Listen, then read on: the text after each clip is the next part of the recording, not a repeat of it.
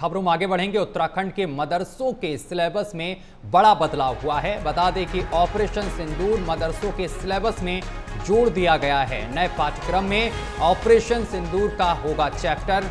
मदरसों के छात्र पढ़ेंगे भारतीय सेना के पराक्रम की वीर गाथा।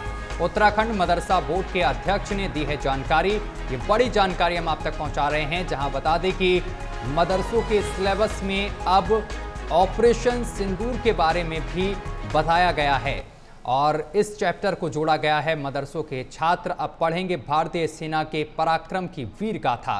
तो उत्तराखंड मदरसा बोर्ड के अध्यक्ष ने इसकी जानकारी दी है। उन्होंने कहा है कि अब मदरसा बोर्ड में एक नया सिलेबस जो है वो ऐड ऑन हुआ है, जिसमें ऑपरेशन सिंदूर को ऐड ऑन किया गया है। अब इसके बारे में लोग जो बच्चे हैं उनको जानकारी दी जाएगी।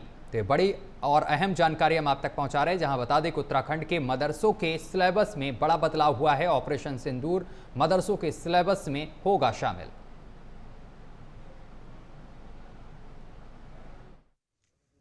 माननीय रक्षा मंत्री भारत सरकार श्री राजनाथ सिंह से हमारी मुलाकात हुई, जिसमें देश के सूफी संत और इंटेलेक्चुअल मुस्लिम शामिल थे।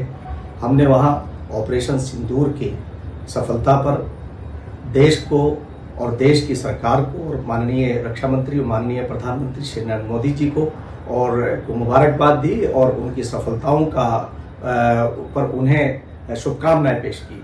और हम अगला जो हमारा कदम है वो ये है कि हम उत्तराखंड राज्य के अंदर, जैसा कि हम बहुत सफल तरीके से हम अपने मदरसों को मुख्य धारा से मेन स्ट्रीम से जोड़ रहे हैं, जिसे 60 साल में कांग्रेस ने अपने कार्यकाल के अंदर मेन स्ट्रीम से दूर किया था। हम माननीय मुख्यमंत्री श्री पुष्कर सिंह धामी जी के मार्गदर्शन में, उनके नेतृत्व के अंदर हम ये कोशिश करेंगे कि हम मदरसों के अंदर सफल ऑपरेशन सिंदूर को की गाथा को हम शामिल करेंगे, ताकि आम जनमानस को और हमारे मदरसों में पढ़ने वाले बच्चों को ये मालूम हो सके कि ये सिंदूर ऑपरेशन क्या था और क्यों इसकी ज़रूरत थी। इसकी ज़रूरत यूँ थी कि पाकिस्तान जो एक नापाक मुल्क है, जिस तरह से हमारे देश के ऊपर उसने हमला किया और निहत्ते हमारे भाई और हमारे भाइयों का कत्ल किया, उस पर उन्हें सबक सिखाना बहुत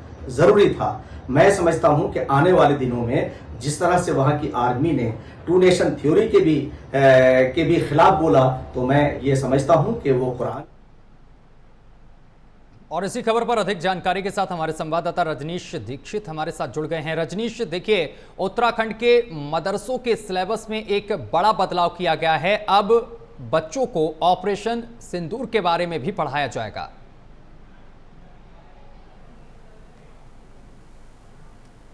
सिंदूर निश्चित रूप से एक सफलतम ऑपरेशन है। भारतीय सेना की जो तीनों विंग है उनकी वीर गाथा है और उससे रूबरू होना चाहिए, क्योंकि मदरसों में जो शैक्षणिक माहौल है, वहाँ जो दीनी तालीम दी जाती है, उसके साथ साथ अगर जो देशभक्ति, देश के जज्बे को बढ़ावा देने के लिए ऑपरेशन सिंदूर जैसे चैप्टरों का जो जोड़ा जाना की कवायद शुरू हुई है, ये एक सराहनीय पहल के रूप में देखना चाहिए सबसे हम लोगों को, क्योंकि निश्चित रूप से भारतीय सेना ने अदम्य साहस और पराक्रम का परिचय दिया, जो देशवासी सभी जानते हैं।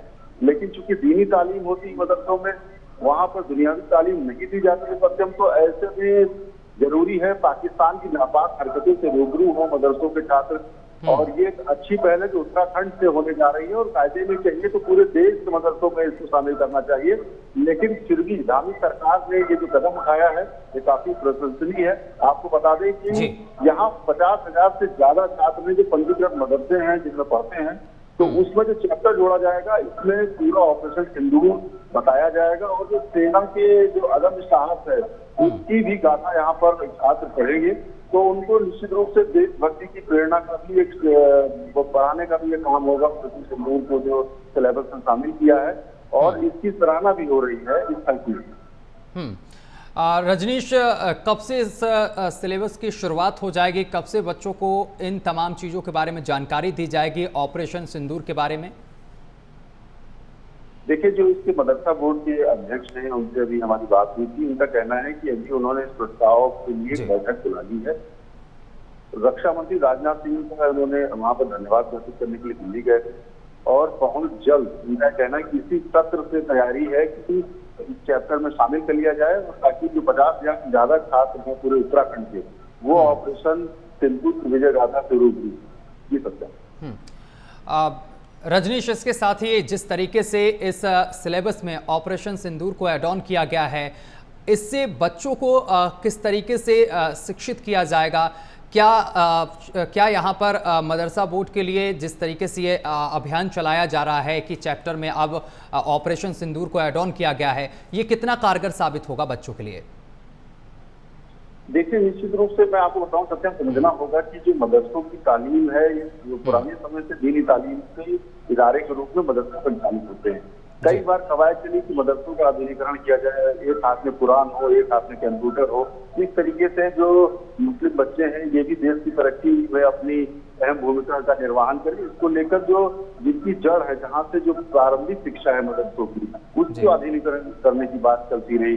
कई बार कवायद की भी, लेकिन कट्टरपंथियों ने हमेशा पुरजोर विरोध किया कि वो कहीं नहीं चाहते थे कि इस तरीके से शिक्षा और अंग्रेजी बोले मदरसों के छात्र। तो अब जिस तरीके से ये एक फैसला लिया है उत्तराखंड मदरसा बोर्ड, काफी अहम फैसला है कि ऑपरेशन सिंदूर भी उसी शिक्षा से जोड़ के देखना चाहिए जो दुनियावी शिक्षा है, जो भारत की परंपराओं की रूबरू होने की बात है, जो भारतीय सेना और देशभक्ति को बढ़ावा देने की जो शिक्षा नीति होनी चाहिए, उसी नीति के तहत आधुनिकीकरण से इसे जोड़ के देखा जाए। और ये अच्छी पहल है।